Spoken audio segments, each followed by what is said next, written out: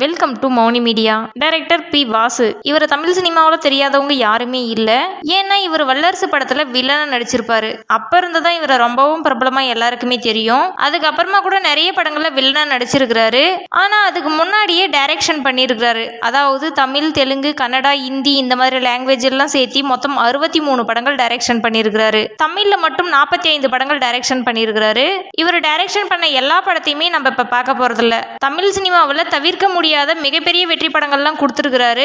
அதனால எந்தெந்த நடிகர்களுக்கு என்னென்ன படங்கள் கொடுத்துருக்கிறாரு அப்படின்னு பார்க்கலாம். அதாவது சத்யராஜுக்கு டைரக்ஷன் பண்ணியிருக்கிறாரு, ரஜினிகாந்துக்கு டைரக்ஷன் பண்ணியிருக்கிறாரு, விஜயகாந்த், பிரபு, சரத்குமார் இந்த மாதிரி மிகப்பெரிய நடிகர்களுக்கு நம்பர் 1 படங்கள்லாம் டைரக்ஷன் பண்ணியிருக்கிறாரு. நாம இன்னைக்கு ரஜினிகாந்துக்கு மட்டும் டைரக்ஷன் பண்ண படங்கள் என்னென்ன அப்படின்னு பார்க்க போறோம். இவருக்கு மட்டும் டைரக்ஷன் பண்ண படத்துல ஒரு படத்தை தவிர இது எல்லா படங்களுமே வெற்றி படம். இவர் சக்சஸ்ஃபுல்லான டைரக்டரா இருக்கும்போது ரஜினிகாந்துக்கு முதல்ல ஒரு படம் டைரக்ஷன் பண்றாரு. 1990 பணக்காரன் அப்படின்ற படத்தை டைரக்ஷன் பண்றாரு.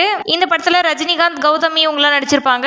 இந்த படம் மிகப்பெரிய ஒரு வெற்றி படம். இந்த படம் எத்தனை பேருக்கு பிடிக்கும்னு கமெண்ட்ல சொல்லுங்க. திரும்பவும் ரஜினிகாந்துக்கு இரண்டாவது ஒரு படம் டைரக்ஷன் பண்றாரு. அந்த படத்துல 2 ஹீரோயின்கள் இருப்பாங்க. விஜயசாந்தியும் குஷ்புவும் நடிச்சிருப்பாங்க. இந்த படம் எவ்வளவு பெரிய வெற்றி படமாச்சுன்னா இந்த படம் மாபெரும் ஒரு வெற்றி படம். 1992 மன்னன் அப்படின்ற படம். மன்னன் அப்படின்ற படம் உங்களுக்கு பிடிக்குமா இல்ல பிடிக்காதா அப்படின்னு கமெண்ட்ல சொல்லுங்க. அடுத்ததா 3வது முறையா ரஜினிகாந்துக்கு ஒரு படம் டைரக்ஷன் பண்றாரு. இந்த படத்துல ரஜினிகாந்துக்கு ஜோடியா ரோஜா நடிச்சிருப்பாங்க.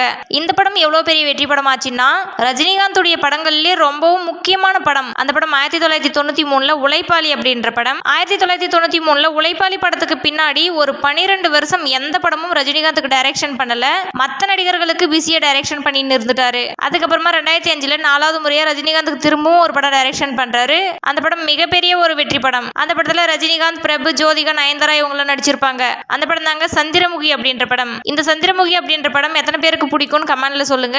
இந்த படம் பிடிக்கல அப்படின்னு சொல்றவங்களா இருந்தா கண்டிப்பா கமெண்ட்ல சொல்லுங்க.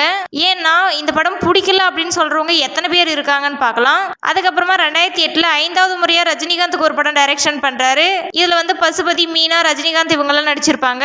இந்த படத்தை ரஜினிகாந்த் மெயினா வச்சு பண்ணல. பசுபதியையும் மீனாவையும் மெயின் கேரக்டர்ல வச்சு எடுத்திருப்பாங்க.